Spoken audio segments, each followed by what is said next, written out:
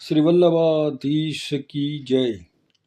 शिक्षापत्र 41 श्लोक 1 સર્વલૌકિક કાર્ય પ્રભુ સેવામાં ઉપયોગી થાય એ ઉદ્દેશથી કરવું. સર્વ કાર્યમાં પ્રથમ પ્રભુનું જ ચિંતન કરવું, લૌકિકનું ચિંતન ન કરવું. શ્લોક 2 હરિને પોતાના ભક્તોનું મન લૌકિકમાં આસક્ત થાય એ રૂચતું નથી અને હરિની ઉપેક્ષા કરવાથી તેનું લૌકિક કાર્ય પણ સિદ્ધ થતું નથી.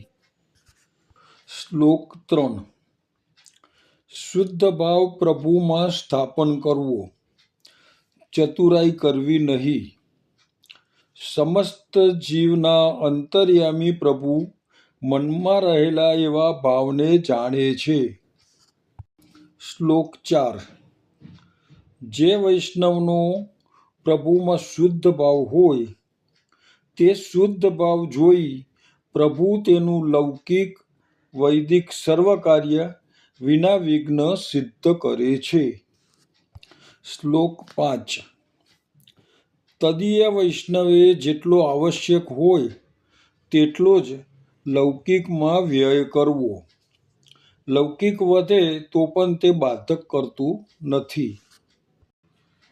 શ્લોક 6 અને 7 શ્રી કૃષ્ણની સેવારૂપી એક મુખ્ય વિષયમાં ચિત્તને સ્થાપવું અને બીજું તે સેવામાં ઉપયોગી થાય છે તેથી કરવું, પણ મુખ્યતાથી ન કરવું. શ્લોક 8 સેવા જ સાધન છે. અહીં જે સેવા થાય છે તે ઐહિક ફળ છે. આ લૌકિક દેહથી જે સેવા થાય છે તે પારલૌકિક ફળ છે.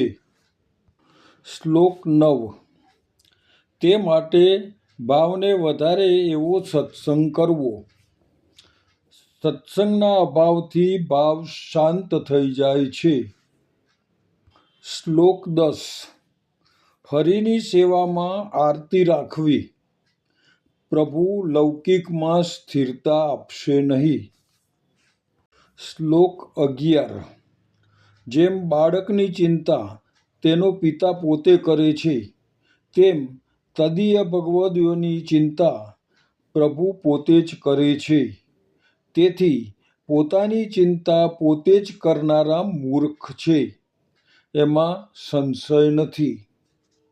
શ્લોક 12 શ્રી આચાર્યજીને શરણ જે આવ્યા છે તેમને તો મારી શિક્ષા પ્રમાણે સ્થિત થવું અને એવા વૈષ્ણવોએ પ્રભુની સેવા જ કરવી.